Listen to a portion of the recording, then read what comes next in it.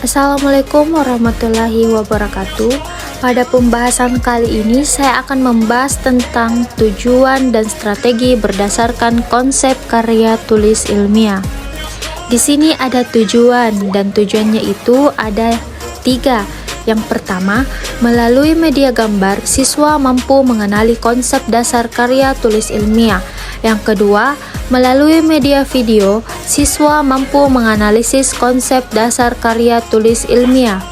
Yang ketiga, melalui metode diskusi, siswa mampu menguraikan konsep dasar karya tulis ilmiah.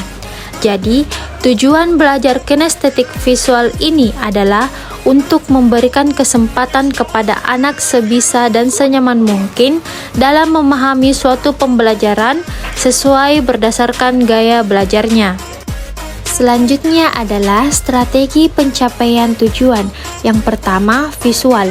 Agar materi pembelajaran serta informasi yang disampaikan dapat dengan mudah masuk serta diingat oleh anak dengan gaya visual, maka strategi pembelajaran yang harus diterapkan pun harus sesuai dengan gaya belajar anak.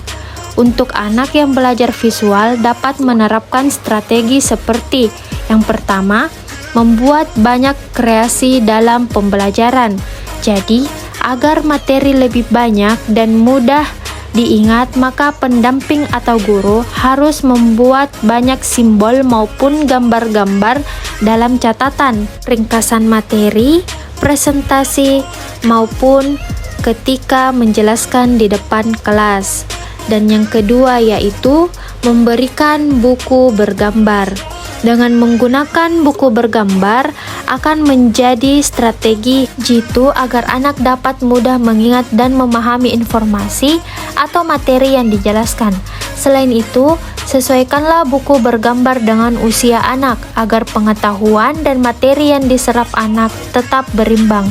Yang ketiga yaitu menggunakan media video. Sebagai media pembelajaran, metode yang paling mudah untuk mengajarkan dengan gaya belajar visual adalah dengan menggunakan video. Sebab anak dengan belajar visual akan lebih fokus dengan gambar-gambar animasi atau ilustrasi dalam video tersebut. Nah, sekarang kita masuk di bagian strategi kinestetik. Yang pertama yaitu rajin melakukan praktik dan juga eksperimen. Metode pembelajaran yang menggunakan tipe kinestetik cenderung aktif dan juga suka mengamati langsung apa yang dilihatnya.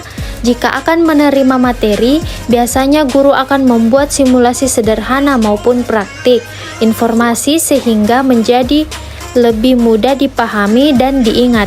Siswa yang menyukai tipe pembelajaran ini biasanya akan menjadi sosok yang tidak mudah menyerah. Semakin sulit tingkat praktiknya, maka akan lebih kuat keinginannya untuk mengetahui isinya seperti apa, supaya hasilnya lebih maksimal yang disenangi untuk menciptakan proses pembelajaran yang menyenangkan. Yang kedua yaitu jangan memaksa anak untuk melahap teori di buku catatan.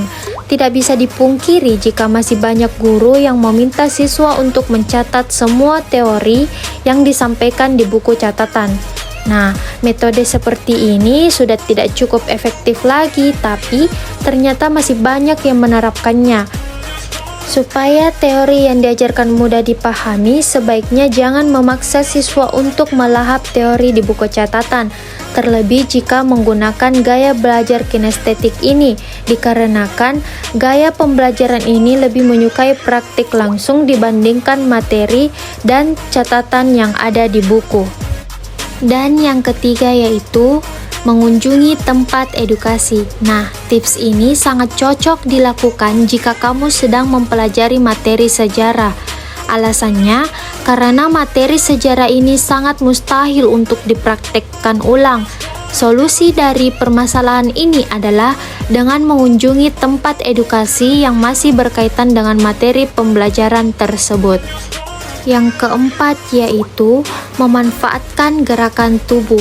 Dalam penerapan metode belajar ini tidak hanya dengan cara praktek dan simulasi sederhana, melainkan juga bisa memanfaatkan gerakan tubuh. Contohnya yaitu menghafal sesuatu yang berhubungan dengan bagian tubuh dan membuat singkatan sesuai dengan benda yang ada di sekitarnya. Salah satu ciri khas cara belajar ini adalah membiarkan siswa menghafal dengan berjalan ataupun menjetikkan jarinya.